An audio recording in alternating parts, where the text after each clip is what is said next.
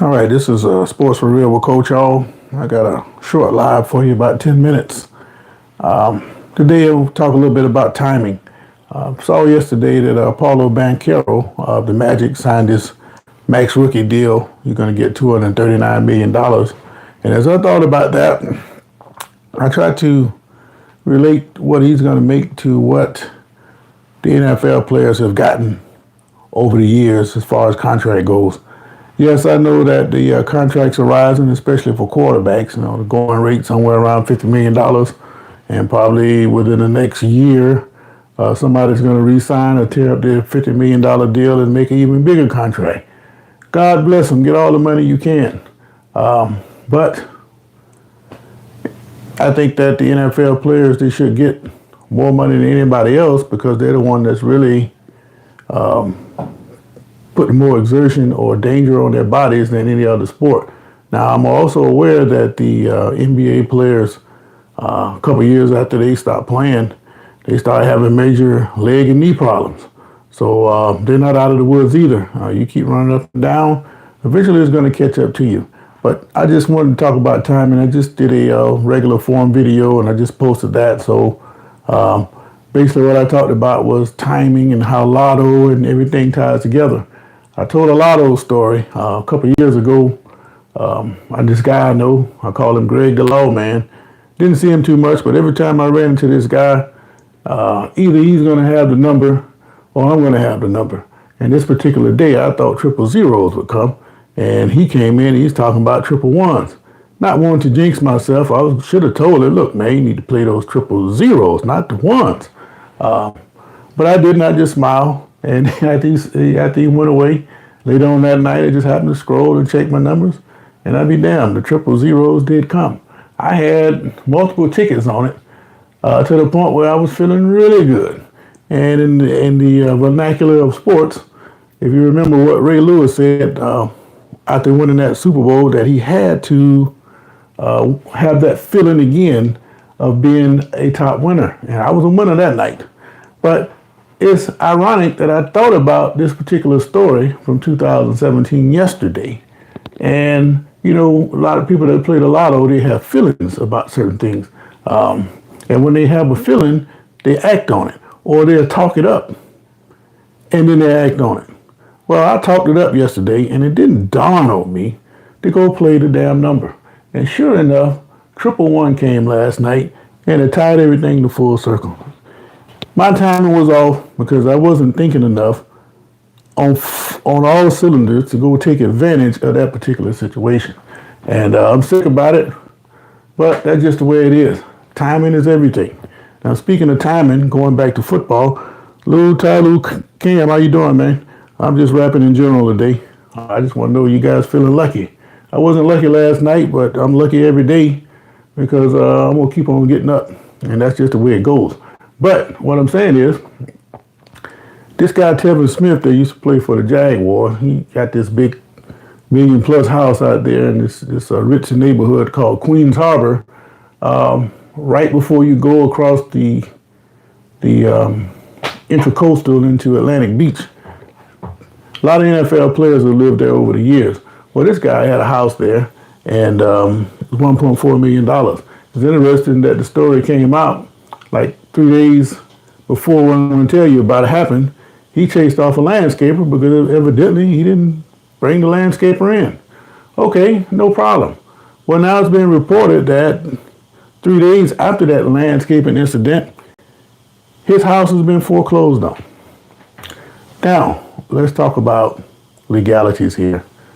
Do you guys realize that if you got a house and you pay for it free and clear, and you're living in one of these neighborhoods, you have what they call homeowner association fees. And if you don't keep up with those home association fees, they can file to foreclose on your property.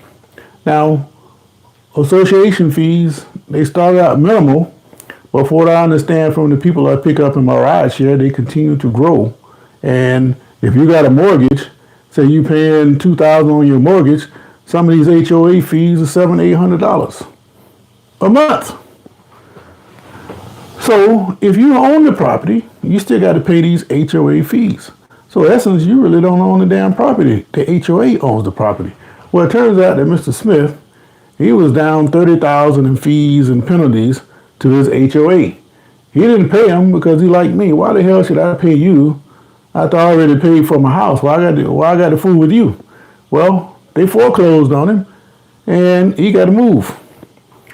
He put in a bid to try to get his property, but evidently he was underbid. Well, whether he was underbid or not, maybe his bid was never even pushed through because they want to get rid of him if they want to push it to the point where they're trying to foreclose on this property. And I just don't agree with the system. But if you're going to go buy a house in these subdivisions, that's what you're going to have to deal with. And those HOA fees are rising constantly. So be aware of that.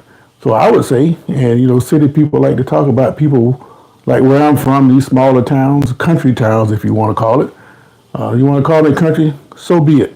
Well, if you get you a piece of property in the town like mine, throw up a house, you don't have to worry about no damn HOA fees. That's that city slicker stuff. And it's just another way to keep money out of you. Now, I got a best friend.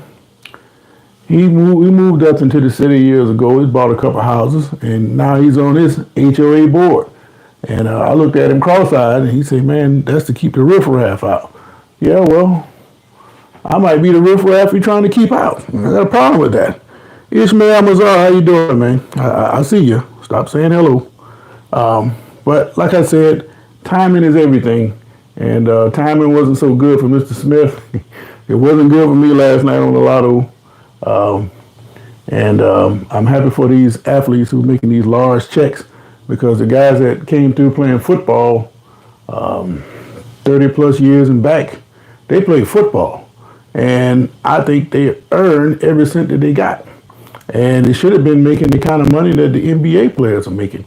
But as we've seen from the NFL news lately about the collusion and all that, the owners, they don't want to pay the players. You go out there and beat yourself up, and I'm going to take the lion's share of the profit.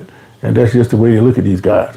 But if you're a quarterback, you can make $50-60 million a year now, and that's going to continue to rise.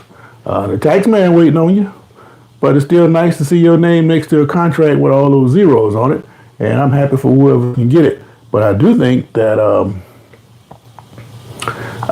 it's a travesty that the NFL players don't get as much as these NBA and other sports. But one day that's going to change. But also timing. If your timing is off, keep on plugging, man. Eventually it's going to turn around, and you're going to be in a position where things bounce your way. They haven't been bouncing my way much lately, but I'm telling you, I'm going to keep on plugging, and the timing is going to flip around on me, and I'm going to be up here jumping up and down again like I was a couple years ago, and I'm going to be just like Ray Lewis said. I just got to have that feeling again. All right. So I didn't have anything much to talk about today. I just want to comment on Banchero and the money he's making and how that ties into timing. And then Tevin Smith, he's got problems over there, but I don't know how that's going to work out. Who keeps the HOA money? I guess they get their money and give Smith the rest. I don't know how that works when you get your property foreclosed on by HOA. I got to look into that. But when I find out a little bit more about it, I'll let you know. But before I get up out of here, the question is, are you guys feeling lucky today? And 3 out of 4 of you say you are. And I appreciate whoever's on today. Like and subscribe. Greatly appreciate it.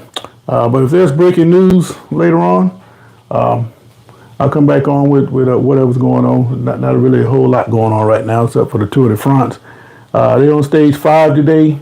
And right now, Pogacar, he won the stage yesterday, so he's been a little bit of, he had a 10-second lead, for what I understand. It's somewhere around that now over Vingegaard. And those two are going to butt heads all the way through the whole tournament, whole tour. And I think today they have that time trial, and the first of 2 time trials. And I'll keep you posted on that. So again, unless there's breaking news, I'll catch you guys in the morning. But until then, this is Sports for Real. I'm out. I got to go to work. 10 minutes.